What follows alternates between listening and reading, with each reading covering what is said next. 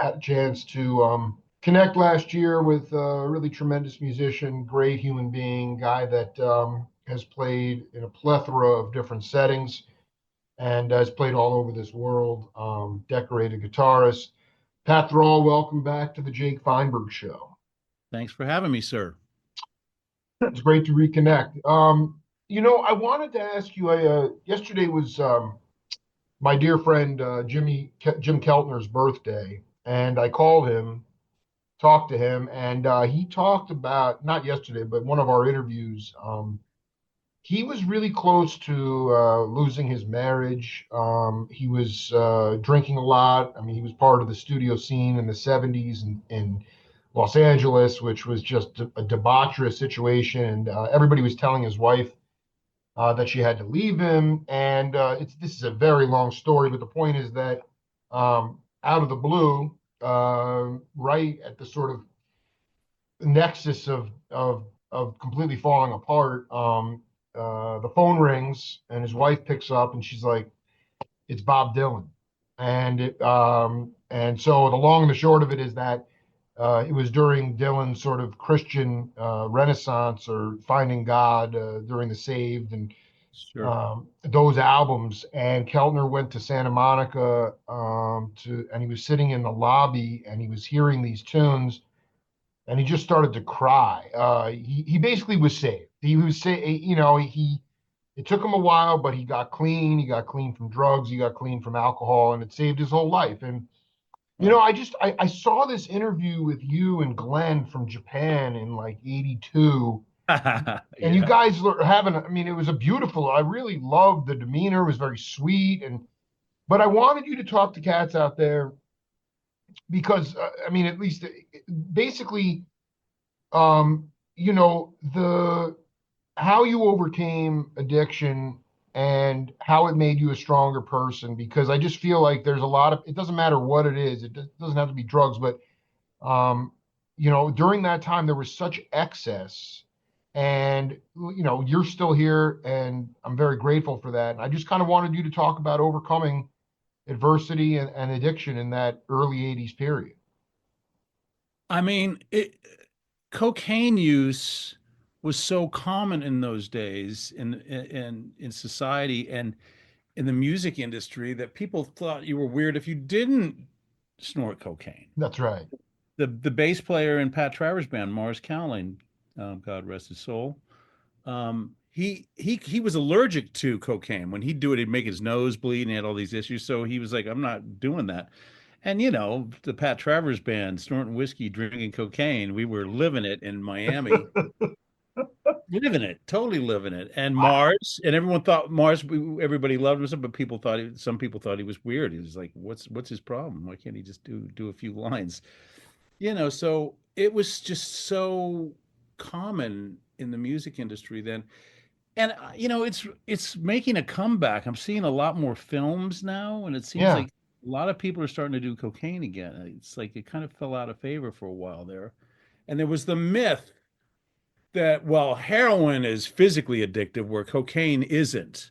So you're not going to get addicted to it, which was a load of crap, which I definitely, I had Wait, my was that the word on the street or is that scientific? I didn't I that at was the yeah. that is basically the word on the street. Yeah, no, that's garbage, but yeah, yeah, totally. Yeah.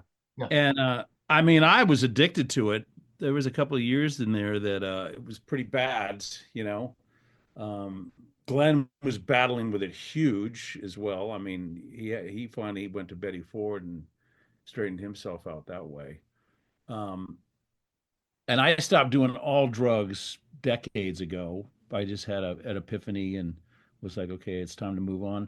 I'm not totally sober. I still love my really good wine, and my wife and I we'll have our glass or two at night still. And Absolutely.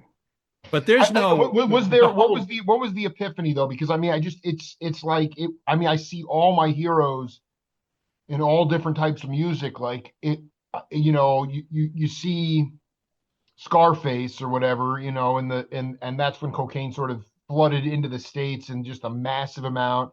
Was it? And I realized, like in the early '80s, and talking to some of my older elders, I mean, you could get pulled over for DUI and the cop would just say, just walk home. I mean, Oh yeah. there was no penalty for cocaine. It was just, there were just bowls of cocaine backstage because it was everywhere in Oh every yeah. band. I mean, there's a manager who shall remain nameless Yeah. that was that wanted to manage Pat, and he'd have these parties at his condominium, and there'd be a bowl of cocaine and a bowl of Quaaludes in the middle of the room, and everyone's just having at it kind of thing. It was just craziness, and people doing nuts stuff like laying out lines that were the length of a table, and then you'd have to do the whole line in one thing. I mean, Oh my God. This is just insane. crazy Scarface kind of stuff. Totally. So was the epiphany like, I guess maybe Just that more it, to the, it was it what, was ruin it was ruining my life, and I was spending so much money on it, obviously, and yeah. and it's like this is ruining my life, and I was done with it, and also I wasn't enjoying it. It gets to a point with certain drugs, if not all, that it gets to a point where your system, you're not even getting the high, the elated high off of it. I would feel crummy and creepy on it and still kept doing it, which is really nuts and not uncommon. No, It, not at all. it I mean, your wasn't even body, you develop a tolerance for it. So it's like, in order to either you start getting feeling slimy or you just have to keep doing more and more. And then, I mean, did you lose? I remember Michael Shreve telling me, I mean, it was prevalent in the late 60s, early 70s a little bit. I'm glad it oh, was. I mean, oh, definitely, I mean, definitely. Michael turned to spiritual life. I mean, he was obviously he wanted to be a priest, but I mean, when he was with Carlos, just he said that these guys were just seeing their friends just roadkill. I mean, they were just did you lose cats to the hard drugs? Because I mean, ultimately, um, that stuff took people out of this life in a hurry. Early, yeah.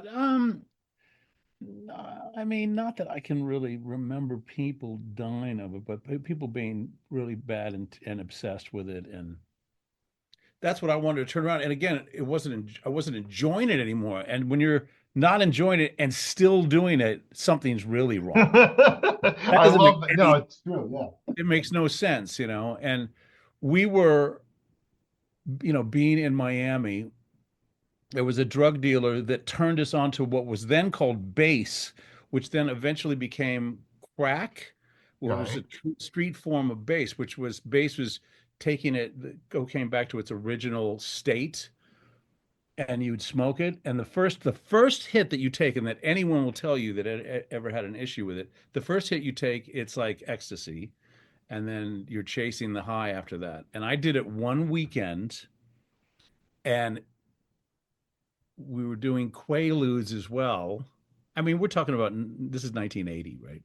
Um, and I hallucinated. I think I kind of passed out or something. I don't know, with my girlfriend at the time, and I told her to duck because I saw like something fly, like a dragon or something, fly out of a bedroom, and that was the point for me. And I'd just been doing it that weekend, and I was like, I'm already done with this. So Right. It was like you were seeing black helicopters flying around. It was crazy. I'm already done with this, and it had only been a couple of days, and I could see where it was going to go. And I went and dumped the rest down the toilet, broke the pipe, threw it out. It was like, okay, I'm done. And so it was rough for a lot of people. I mean, Absolutely. I mean, it was an excess. And it was everybody everywhere. loves everybody loves Scarface, and all. They weren't going, oh, that's horrible. They're like, oh, that's so rocked out. It's like Yeah, I wrong. mean, let me ask you a question because I remember a dear friend of mine, great drummer Alan Schwartzberg, Sure. studio drummer, Oh and yeah, he played on a demo of mine in New York. he did one of like for one of your albums or one of your. It's when I was with Travers, and I was spending the summer in New York, and so I just demoed a few songs and he was the drummer on it. He was great. But he would definitely no he had what his, he said was because I mean that dude, I mean he was playing for $15 a night with Randy Brecker and Lou Tabak, and then he obviously went to the studios and became very successful yeah. in so many genres. But he said that there would be gigs, maybe more like live gigs that he'd play with his buddy Bob Mann and stuff, and he would be loaded. I mean, it could be coke and alcohol combo, whatever, and he just was like that night he just was like, yo, I mean, I was crushing it. I played my ass off. And then he'd listen back to the tapes and be like, this sounds terrible. And so he realized it was all kind of a mirage. And to me, did you, because a lot of cats, and I mean, even myself, I'm not a musician, but part of the thing is when you become addicted and then you start playing on that on junk or coke or alcohol, whatever it is, then all of a sudden when you clean up, it's like I'm never going to get back to that space again. Can you talk about your playing, at least in your own ears? Yeah, for me, I never played well being high or Yeah. being on cocaine or anything. So all of that stuff would happen after the gig, you know. But So that's good to know, because I was gonna say there's sort of this fantasy out there that I have where cats are just incinerated before they get out there. But it was mostly a party after the gig. yeah, I mean, there's some people that could do it and get away with it and still play great. Not to mention names, but Eddie Van Halen is because I mean, everyone I knows mean, his. yeah, I mean, you saw him at That's my father's place Wolfgang's freaking document. out. Yeah, and the Yeah. Wolfgang's documentary, they go into the depths of it and how, bless his heart. But he could get really fucked up and still play amazing. And which is a dangerous thing, because if you can play really well fucked up, you're gonna keep getting fucked up, and just extending your addiction. What So what what is your what? I just would love you to talk to cats out there who are in the dark. I know you're not tracking this, but our interviews have just been, I mean, the amount of feedback I've gotten from people, you are really not just an inspiration, but somebody that people admire a lot. And I kind of wanted you to just talk about the humanistic part of enjoying life, and what your advice or what you would tell people who are, not putting the pipe away, or they keep seeing bats in the bedroom and they don't, or some duck, and they haven't, and what yeah. would you, I mean, not without preaching, but what would you say to them? I mean, I think the unfortunate thing is I think everybody has to come to their own reckoning. And part of that is bottoming out. I'm not this is not copping out of or trying to, work my way around your what you're No, I think it's asking. legit. I mean, otherwise it sounds like it's not authentic, or it's not Yeah. authentic. Yeah. You have to hit that place where you're like, oh my God, what am I doing to my life and to myself? And again, I was having I was binging when I was living in LA one weekend, and my brother had been calling me, and I was so bad off. It was so bad that I wouldn't even answer my phone anymore. And my mom and my brother, and I think my sister, who were up in the Bay Area at the time, were calling, and I was so paranoid that I couldn't even answer the phone. And so my brother drove, I think he drove down to LA Jeez. and came to my apartment to see if I was even alive. And he comes in and we sit down and he's like, "What's going on, man?" And so I'm sitting there doing blow, talking to him, and I'm gacked out of my brains, and I'm snorting this blow, and then telling him, "God, I hate this shit." Yeah, dude. See, this is I mean, so that's important. like Yeah. that's bottom. Yeah, but That you was know like, what? I mean, that's that. You're not alone in that, man. And that yeah. the problem is that people can't. Like at a certain point, the was it? Did you move to New York and got clean? I'm just trying. I mean, I'm not saying that there was one specific break, but I mean, at a certain point, did you just had a new change of scenery, because it was everywhere? I mean, it was just like I don't Well, care. it was that incident, and then one other that it's a bit of an involved story. But you want to hear a crazy story? Yeah, It that's why. Yeah, please.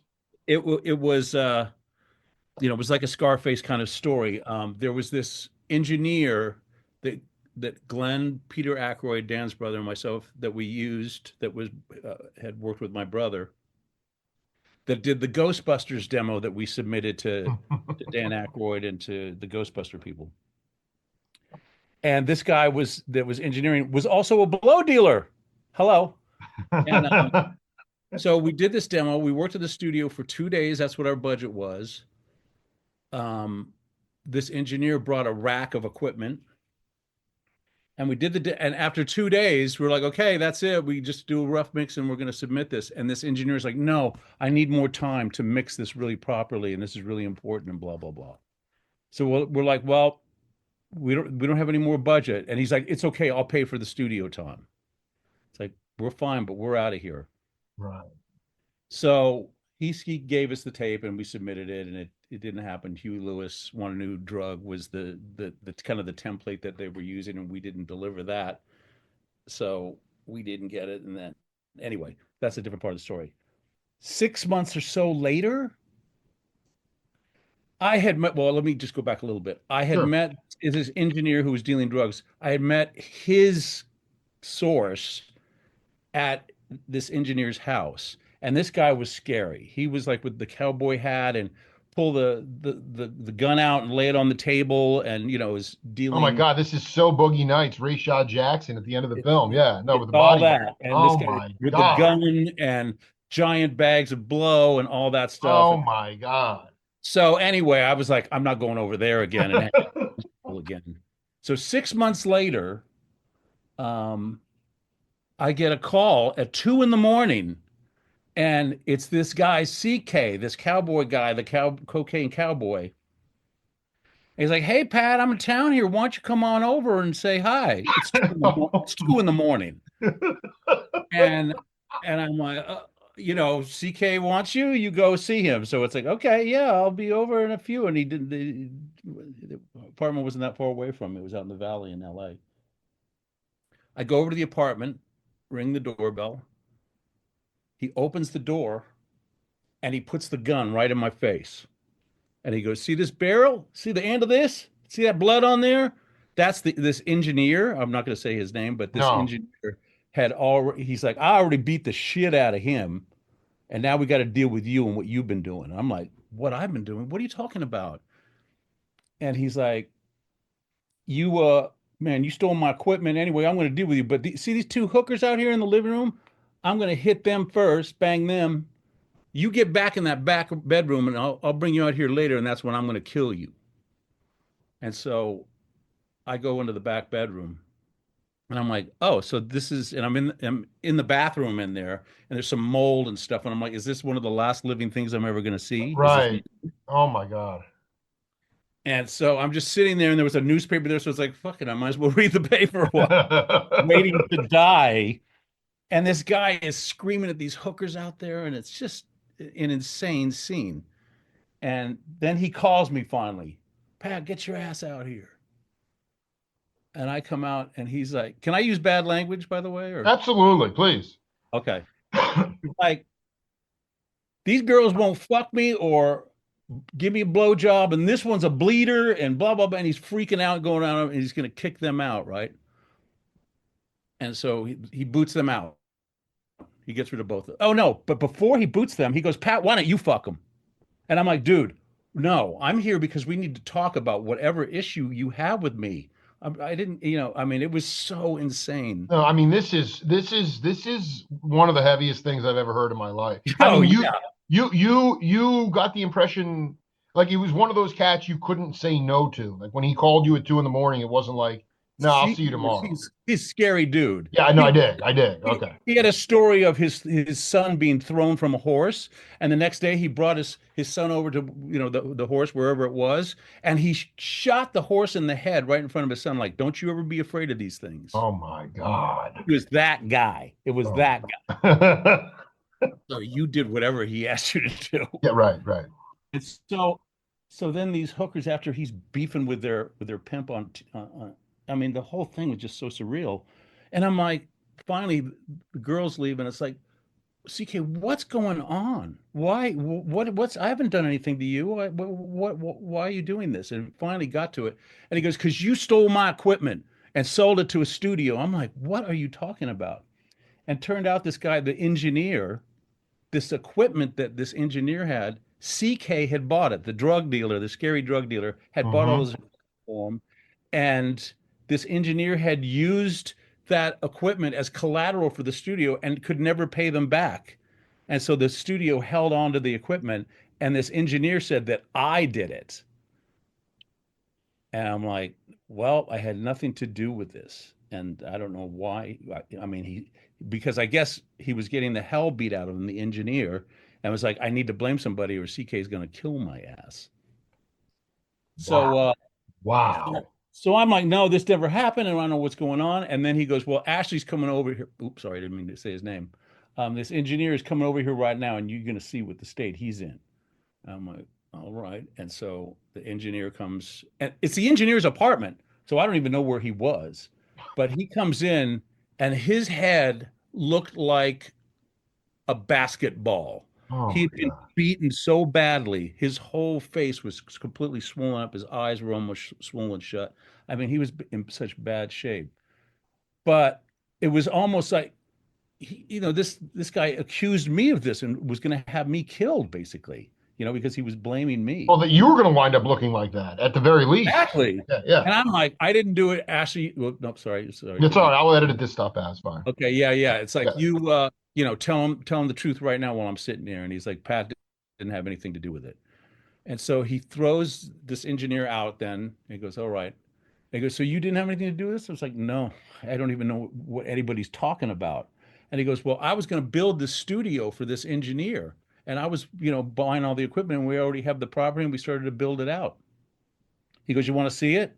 And it's like, okay. It's like, well, we go over to the where this studio is getting built. I mean, they're building it out, and it's like, wow, that's pretty wild. And he goes, I want you to run it. Oh my God. And it's like, wait, I thought you were going to kill me, but um, Now you want me to be in no, charge. man, I'm just a lowly musician. I'm not running any studios or anything. Thank you and goodbye and see you in the next life. And I never saw him again, but it was scary. And that was one of the turning points. It's like over this stupid drug that makes you feel like hell. And it's, almost lost my life for no reason because I'm affiliated with people that live this violent lifestyle.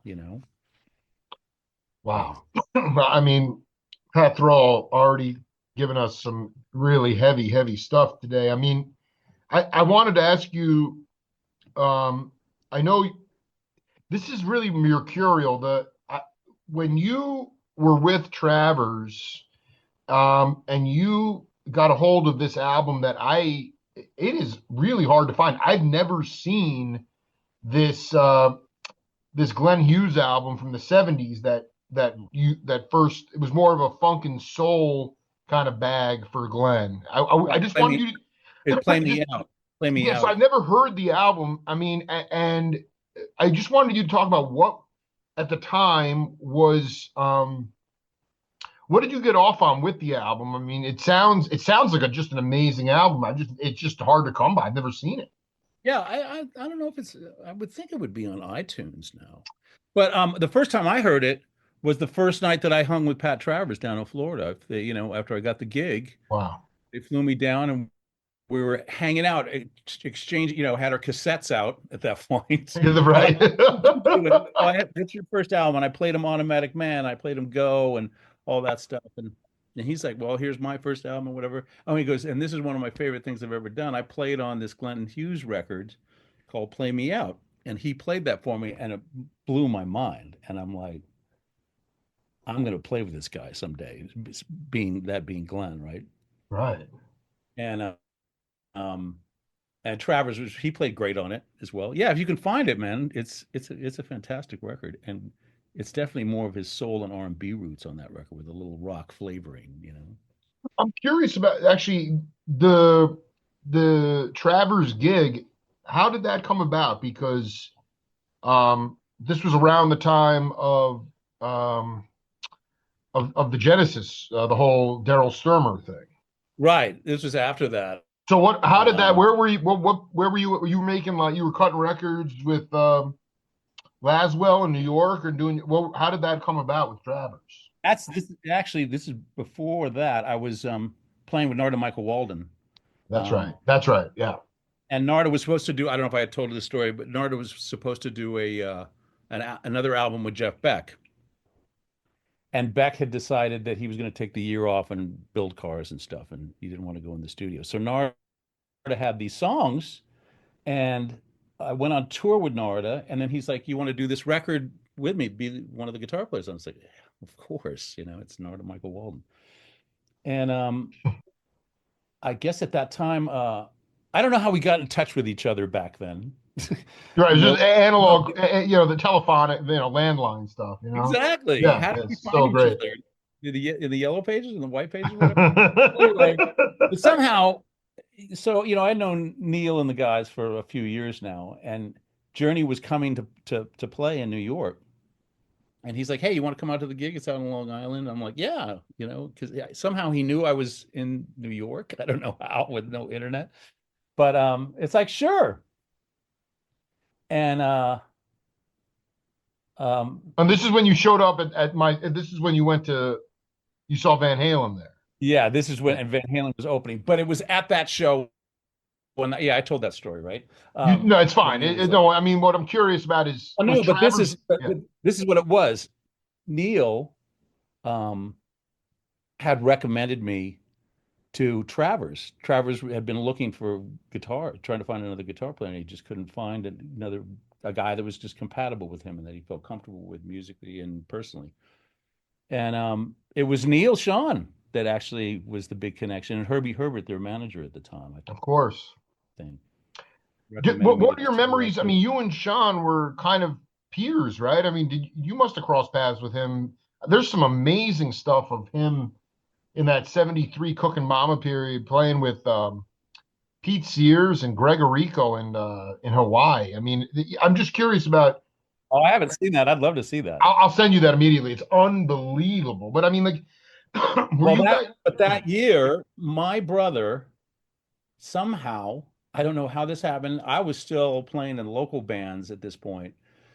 Somehow my brother got an audition for this new band that was being put together by Neil Sean and Greg Rowley.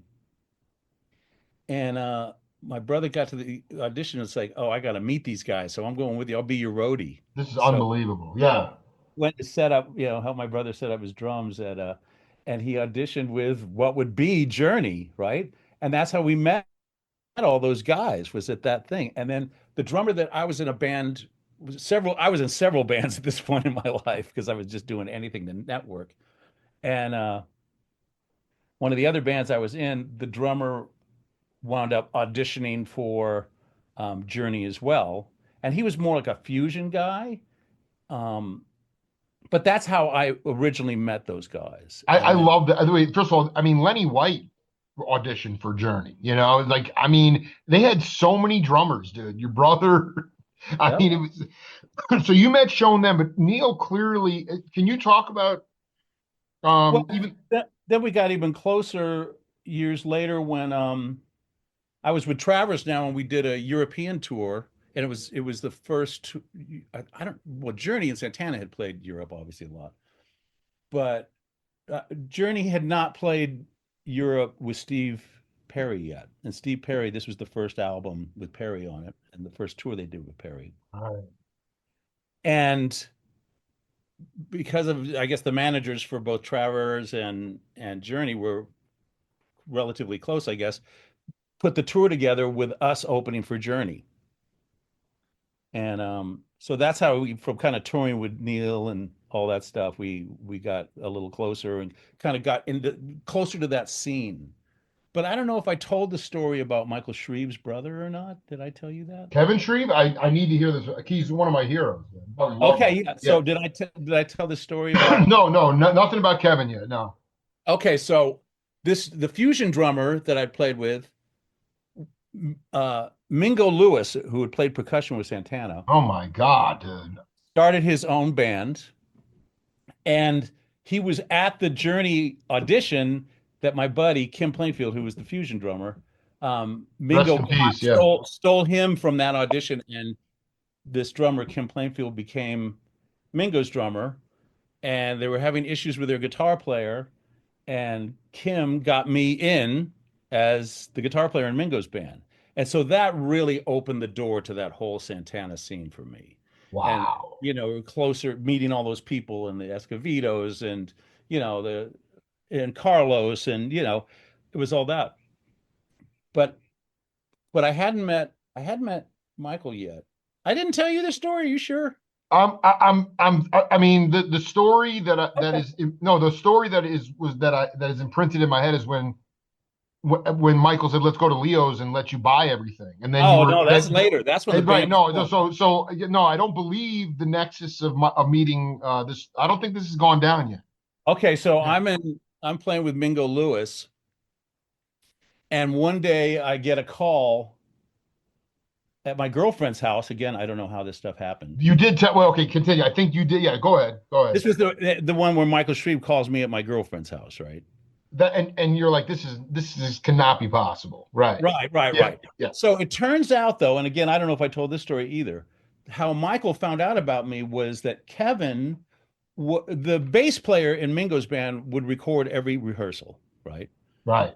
He was giving these tapes or lending them, the rehearsal tapes, to Kevin Shreve. And Kevin, the super studious guitar player, No, no, dude, I'm going to stop you right here because was one of the most legendary stories of all time. Yeah, and so I told, but I told this, he right? was feeding. Yeah, you did. He was feeding these analog cassette. Michael was picking up on it. Right. So Kevin was getting these tapes from the bass player and he was studying my playing.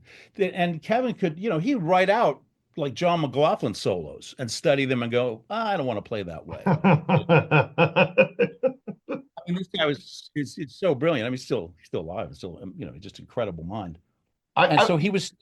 he was studying my solos and he was going to Shreve was putting a band together with Kevin and they were going to be what eventually became Automatic Man. And Kevin's like, no, I'm not going to do it. You need to get this guy.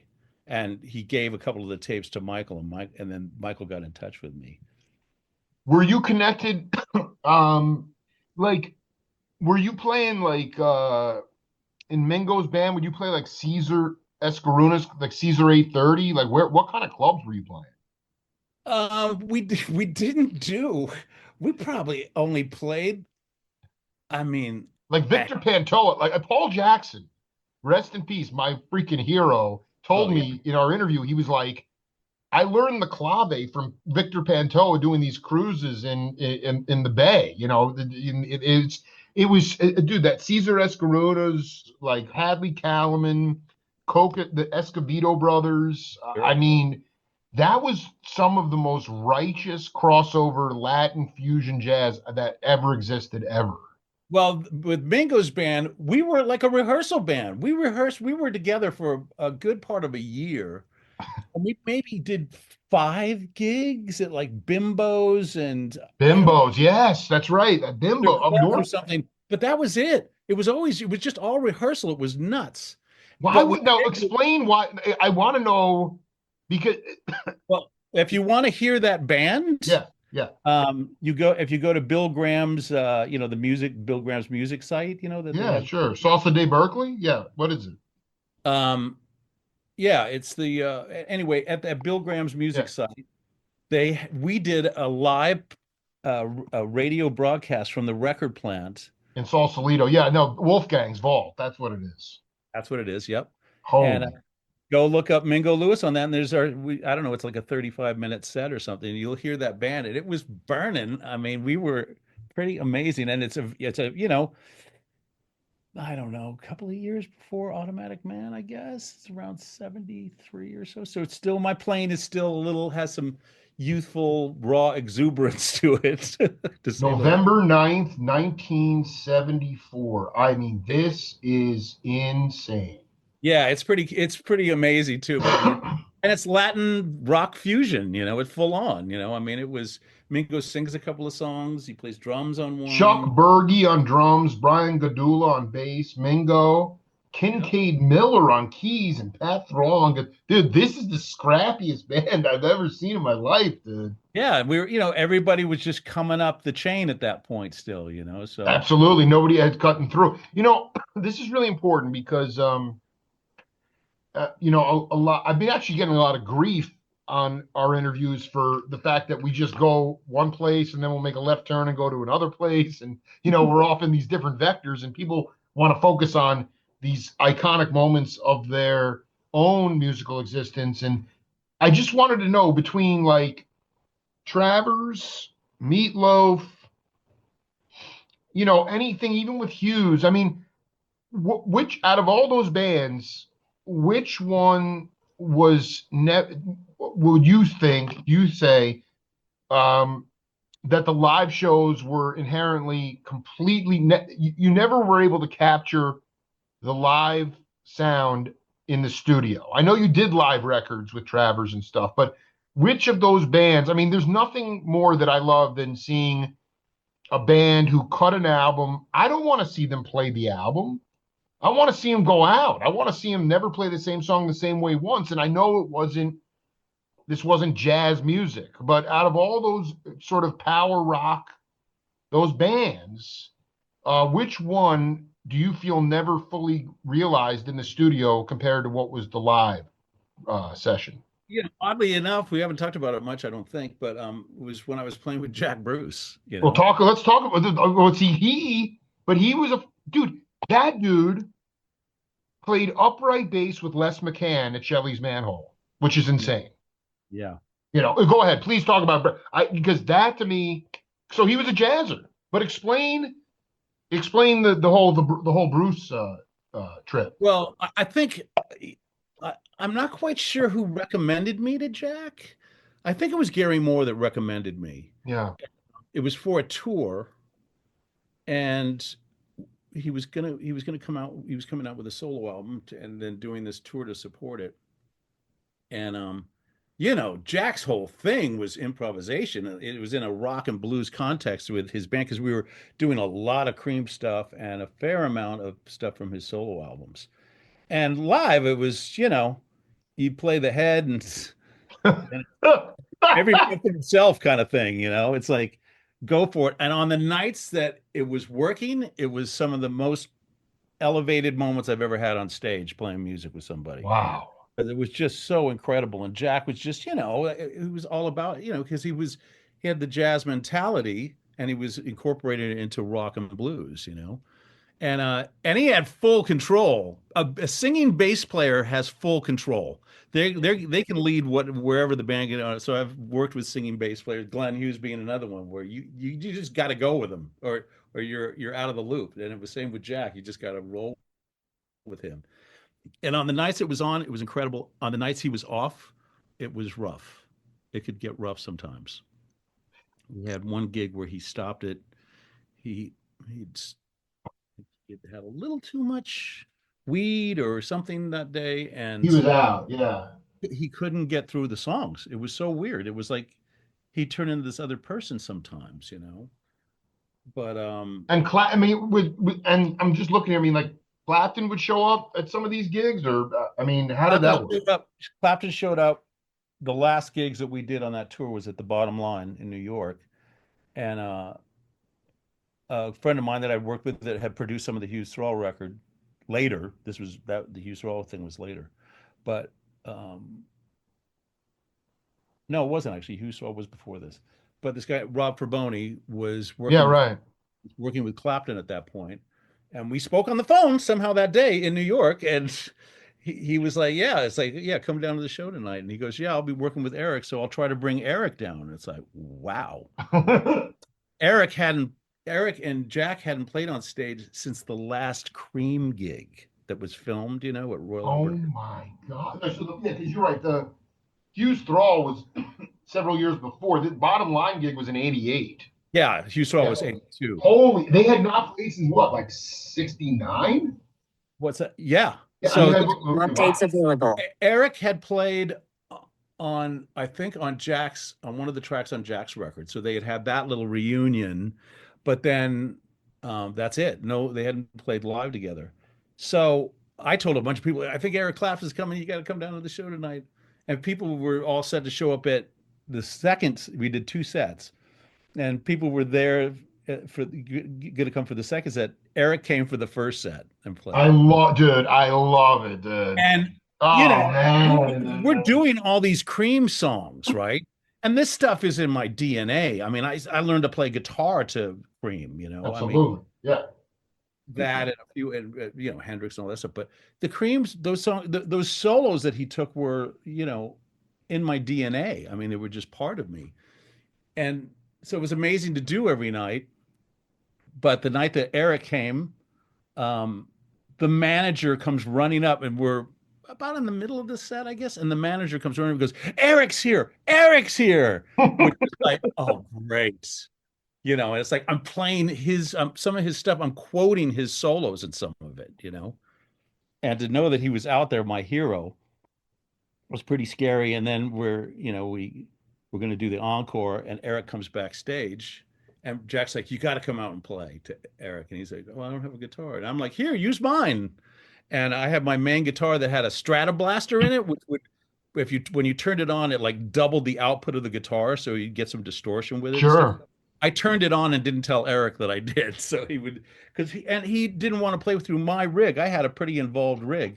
He's like, "No, I'm fine playing through the little Roland Jazz Chorus." So all the more reason to have the Stratoblaster on it. But he got up, and we did "Sunshine of Your Love" and "Spoonful." Wow. I'm Wow. hallucinating. There's Eric Clapton on the other side of the stage playing That's my, insane. and on "Sunshine of Your Love," there's a section that Clapton, Bruce he sings the verses, and Clapton sings the "I've been waiting so long." He does that, right? So I had been singing that part with Jack. And so we're playing along, and we're starting to come to that. And Eric's looking at me and standing back from the mic. And I take another step back even more, like, I ain't singing Yeah, that. no, this is you. Yeah, right. Whole audience is waiting to hear Eric sing as well. I ain't do, and so I just stepped all the way back. Like, Yeah. it was really obvious that I wasn't going to do it to him, and so he lunged forward and sang that part. Of course, the crowd went insane. If I had sung it, they would have been throwing drinks at me. Dude, you would have been getting meatball sandwiches thrown at you. Exactly. Dude, I cannot. That must have been like, that is. Oh, it's hallucinating. And then we do Spoonful, right? And I had just read an interview with Clapton, I don't know, a couple of weeks before, and he was talking about how it's kind of a bummer for him that when he gets up on stage and jams with people, the guitar players are always trying to, better him and play really fast and really, show him up and all that stuff. And so I'm like, no, man, I'm going to lay way back here and not try to do anything and just support him and play it.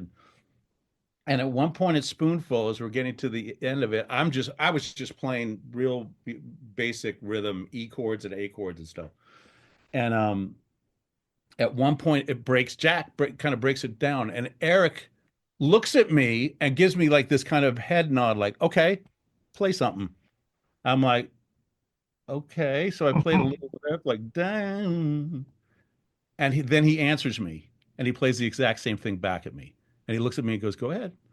And I'm like, so I play another riff, and then he answers that riff. And this kind of went on, didn't go on that long, but I'm like hallucinating that Eric Clapton is answering like that. But you can hear this, it's online.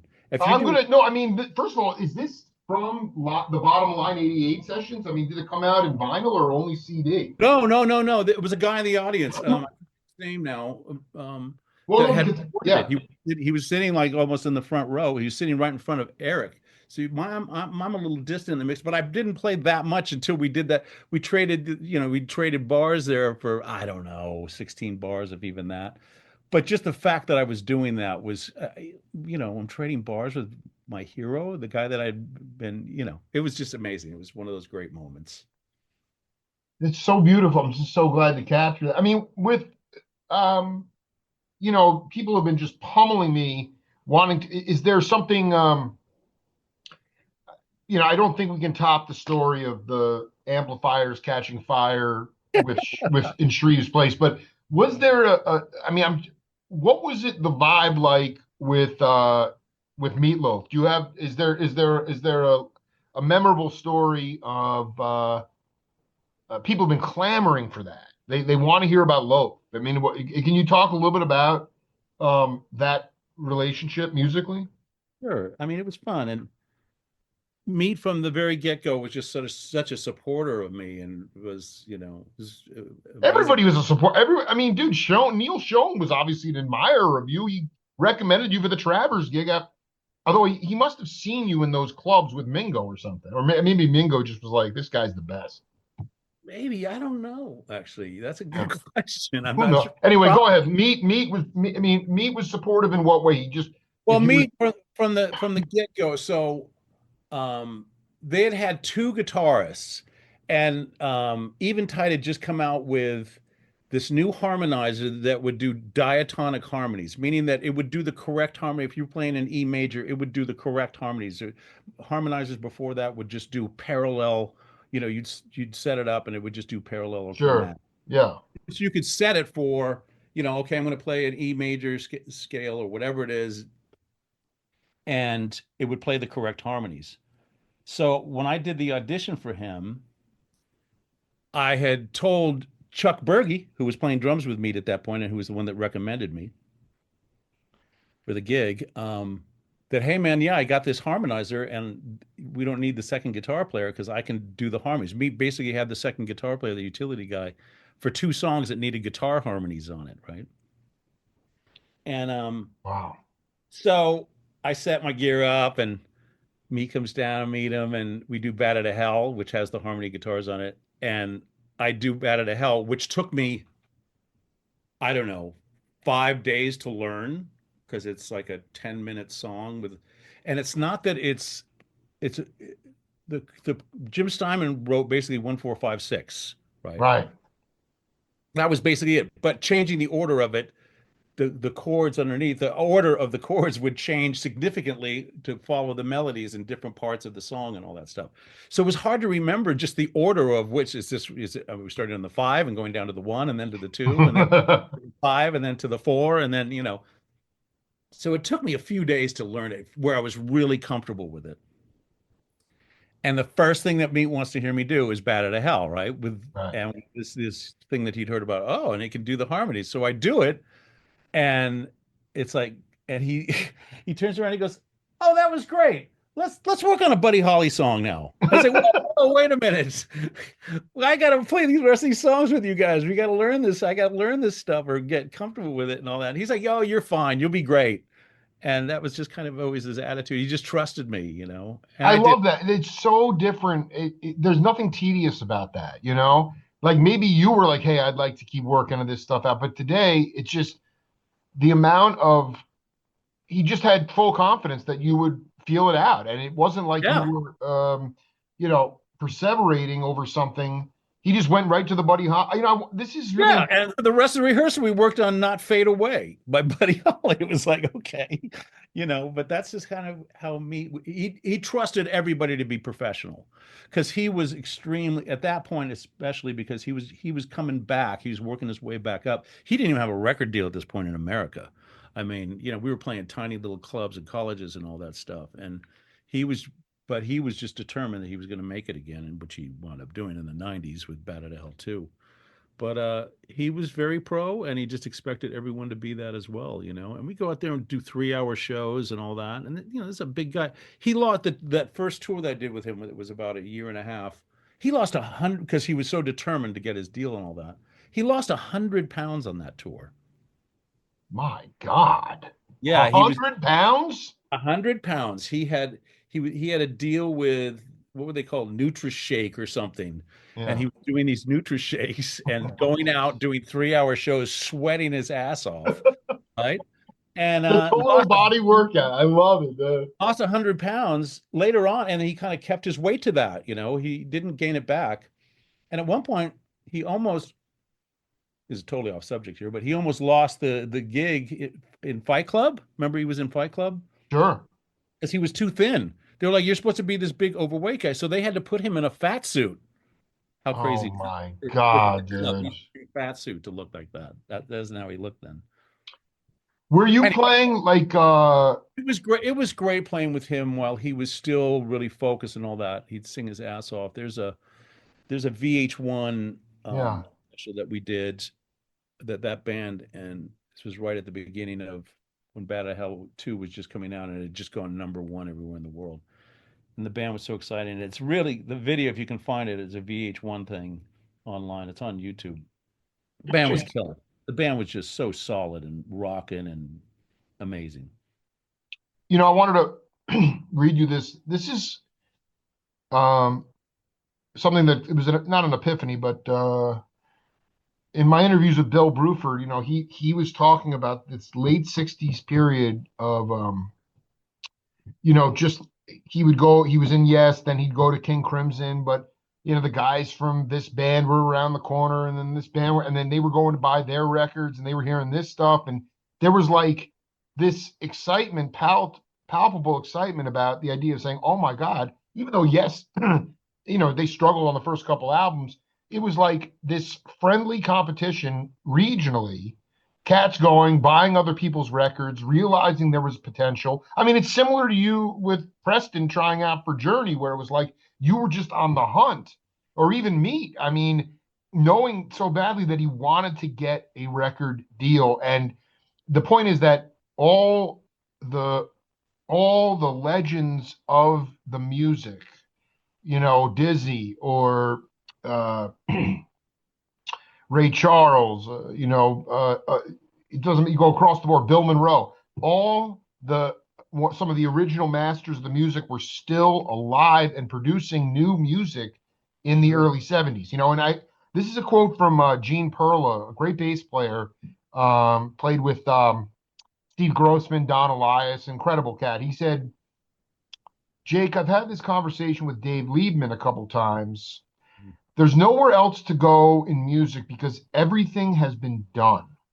The only things that appear to be available in terms of experimenting and putting things together is putting different instruments together, as well as incorporating different styles or genres of music. Those things are good. But given the capability of producing something that is quote unquote good, whatever the hell that means, people will respond to it and like it. It doesn't have to be something new because it's very hard. When I was coming up, there were two schools with jazz, North Texas and Berkeley. Now, as you look around the planet, they're everywhere. At the university level, private schools, pretty much every country, there's some kind of jazz program going on. With the magnitude of what's available on YouTube, any young person can pretty much go see or hear anything and rewind it and check it out and rewind and mimic and practice it and transcribe it. YouTube has given the kids an opportunity to absorb history. And I guess what I wanted to ask you about is, one reason you stayed on your path was because new music was Woody Shaw, Lee Morgan, even though he died in the early '70s. I mean, these guys were still putting out new music. Miles Davis. Everybody, exactly. I mean, in every genre. And so it wasn't like, oh, okay, this is like, some sort of calisthenics thing, even though Clapton talked about of course, musicians guitarists trying to show off with him. But it's like, can you sit here and say everything has been done?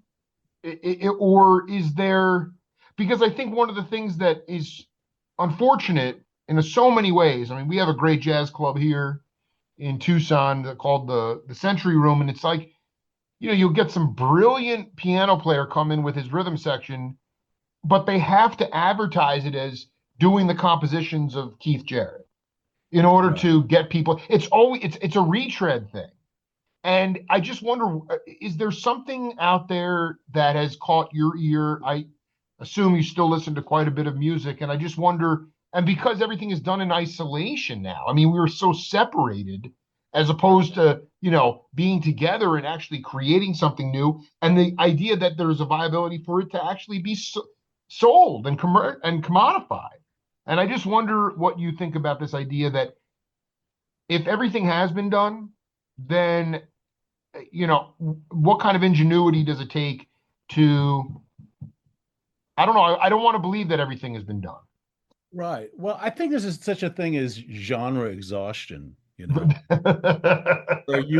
where a genre just gets eventually just worn out, where it's been explored as much as it possibly can until it starts morphing out of its the genre that it originated in and turns into something else. And sometimes that can be a good thing. That could be, but like reggae has been Bob Marley is the pinnacle for the most part. He's the mountain, and everybody's basically had to come to that. And so there's a lot of stuff that just sounds like Bob Marley clones, you know. But then something magical happened with the Police, and they took, Sting took Marley's vocals down, and they used the reggae, the playing on three as opposed to two and four, and all that stuff, and used the kind of the framework of reggae, but dressed it up into rock clothing, That's basically. right. That's exactly right. And I so like that. So happened, it's like birthing. It's like two creatures mating and then creating something a little bit new. right? Yeah, But yeah. the thing is, anybody after the Police just sounded like the Police, and then That's what I'm saying. Like, their little yeah. subgenre that they created was exhausted pretty quickly, including Hughes Thrall. I did some stuff on the Hughes Thrall record. There's a song called "Hold Out Your Life" where I'm doing, Andy Summers basically, Right. with clean echoes and all that stuff. Now I was doing the echo stuff before, well, when Andy Summers was still wearing short pants, but that's just he's, who gets famous first with it wins kind of thing, and that's You dark dude. I'm telling. Not on the Jake Feinberg show. I'll tell you that one. Um, I got it. I got it. I mean, so is there? Is it all about just sort of this cross pollination of genres that have been exhausted? Again, it's like easier said than done. I But mean, it's for me now, when you hear these bands, I don't know, well, they're a bit old now. They're 10, 15 years ago now. Like everybody was really excited about Wolf Mother, and they were cool, yeah. but everything, it was all Humble Pie, Led Zeppelin, heard it all before kind of thing. So it's hard to get for me to get excited about something that's like, unless you bringing something else to the table. And they were pro, and the records were well made and all that. I'm not taking anything away. I know they have a lot of fans, but it just didn't float my boat because it was like I've already been there. I've studied all that stuff, and you know, Well, and I so think that's what I'm saying now is I mean, like we've texted before this interview and you're like, I'm just crazy slammed. I'm busy. You're working a lot. And it's like the thing, what I was trying to say before is just the idea that how cool it was when you were in Cooking Mama and hustling in those five bands, even into the 80s. I mean, it was like you yeah, felt like for me, you felt like you could sing for your supper by making new music. for And me, that no longer that is so hard because there are cats in this town in Tucson in their 20s. I got to tell you, there's some sort of generational thing. I'm 47. Cats in their 30s are cool. There's something going on with these kids in their mid 20s. The concepts are so ridiculously funky and cool. They're doing a lot of hip hop, those sort of beats, but mixing in jazz with all sorts of other stuff. And it's like, and yet, you know what? You can't I mean, you couldn't sell I mean, you couldn't sell it for, what it was worth. And yet Automatic Man, there was still this palpable way of saying, this is new. And we just got to get it in somebody's ear, record exec's ear, and we're going to get a record deal. And yeah, that is gone now. yeah, and it was amazing. Well, and back then, record labels, the major labels, for the most part, Mm-hmm. they're kind of the template was let a band do three albums. By the third album, they're either going to be huge That's right. or we drop them. That's right. And sometimes you didn't always make it to the third record, like Automatic Man, we disintegrated before the third record. But that attitude doesn't exist now. Now you put out your first single, and if it doesn't go, the label's gonna leave you. I mean, unless they really find you something special. And so it's just and there's no sales anymore. It's all streaming now. It's the whole thing is just it's so completely different. It's a completely different music industry than when I was starting to get involved in it in the 70s. I mean, it couldn't be any more different. Well, I just also maybe just to the point of like, I mean, I have so many younger friends who, you know, they're like so I mean, they can just tell stories. I don't care if they're a bass player, they're so freaking good in their 20s. And they're making 19 grand a year. And it's really hard. You can't really buy a house or start a family anymore. And that, it's just like, and yet you knew I mean, for you today, what gets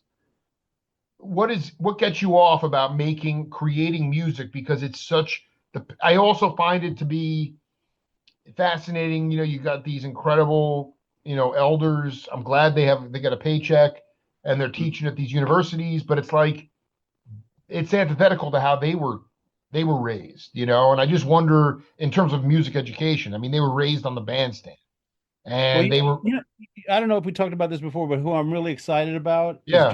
Jacob Collier. Are you familiar with Jacob I Collier? do know him. Yeah, tell me why are you excited about that? Well, because he's a genius, like on Yeah, another level. He's our new Prince. He right, right. plays every instrument um, with as much expertise as you could possibly. His bass playing alone, he could just be a session bass player and tour with people but every no matter what he's playing, he has Oscar Peterson type chops on the piano. He's like Oh my God. great. So check him out, man. This latest You- album that he put out is um and there's just some really interesting stuff. The stuff that made him that got him on the map though was when he was still a teenager. He would do these a cappella things and just stack like 300, 400 tracks of just vocals and harmonies and really intricate parts and I mean just genius scary stuff. And that's when Quincy Jones found him and Herbie Hancock is listening to his piano playing going, and Herbie is a master of harmony, and he's listening to Jacob Collier going, I don't know what that is, but it's amazing. And oh Herbie my God. Herbie couldn't even That's copy. insane. That's Yeah, if innovation. That, Herbie's saying that, then these people, Jacob would have people sing like a little verse, and then what he would do is go online and it'll blow your mind. So these people that are just singing into their computer a little line that they made up, I love you, I love you, I love you, or something, and it's just sing like one, a couple of lines or whatever, and then Jacob would build these huge a cappella tracks around whatever the person's saying. And even if they're singing out of tune, he could make it work and change his pitch by a quarter tone or whatever. And it's just mind blowing. And so Herbie did one of these videos and he plays this really slow, what sounds to just be very dissonant and totally bizarre. And he's testing Jacob basically, like, okay, what about this? And he plays this very bizarre, dissonant kind of melody. And Jacob did this phenomenal stack again, 200 vocals around it and made it sound absolutely musical and incredible. And then they show Herbie's reaction to it, and he's like, "What? Are you kidding me? It was like I was messing with you, and you did this still." It's like so. Jacob's really excited. I mean, we flew to L. He didn't play Vegas this last tour, and he played L.A. and we flew to L.A. just to see him because wow. he's so amazing, and his albums are exploring and then he does all these videos online to show his work process. So he'll break down everything that he's doing in these sessions, and he does everything in like one or two takes basically. I mean, he's just flying. His brain works so fast. He's just incredible. I mean, he's my favorite artist right now by far because he's Wow. truly an artist. He's just an incredible musician. His All the musicians he works with are amazing, and I just can't say enough about him. I just before I let you go and wrap up set four, I mean, is my dream is to have the Cooking Mama band play some gigs or they, Oh, and Tommy Thompson's been talking, sending me some messages about certain things. I just wonder if that's just a pipe dream and I should just move on to something else, or maybe one day we'll get to see Preston Thrall and Tommy and Pat throwing down. yeah, I don't know. I doubt that's going to happen. I mean, we could just get a little shanty in Vegas somewhere, just a little club, it'd be fun. I mean, I'm so far away from playing live now, I mean, I'm just, Why is that? Explain why. I mean, you could do is it more of a mental thing than a physical thing? yeah, it's just I haven't done it in so long now. It's been 20 years that I've been Oh, shit. producing and engineering, I knew that. No, I didn't know that. oh yeah, guitar has taken definitely a back seat, because I've been doing the production thing and engineering thing, and um, So now, I mean, unfortunately, people get mad at me, but it's like, you do what's in front of you. Um, Usually the most guitar playing is that I do is when I'm working on a project that needs guitar on it. And so I'll add guitar if necessary. But it's I mean, I stay very busy doing the production Well, thing. that's what, and you know what you do. We just circled back to the answer there. The money is not in the money is in the production. The money is in the studio. The people want that whatever that means. They And I want that. and I promise you, nobody wants, a 71-year-old guitar player at this point. Well, I mean, dude, I mean, uh, I beg to differ on that, but that's just what I'm saying is, Pat. In July, I'm going to definitely when the blacktop and we could cook eggs on the blacktop. I'm going to come up to Vegas and catch a hang, man. It'd be great to meet you in person, man. Be great to hang with you here too, bro. All right, bro, and thanks for taking the time. Be safe, be well, and enjoy your glass of wine I and sure. much Thank love, you man. for having me. It's always enjoyable, All man. right, baby. Talk to you soon. You have a good one. Later, dude. Take care. Bye.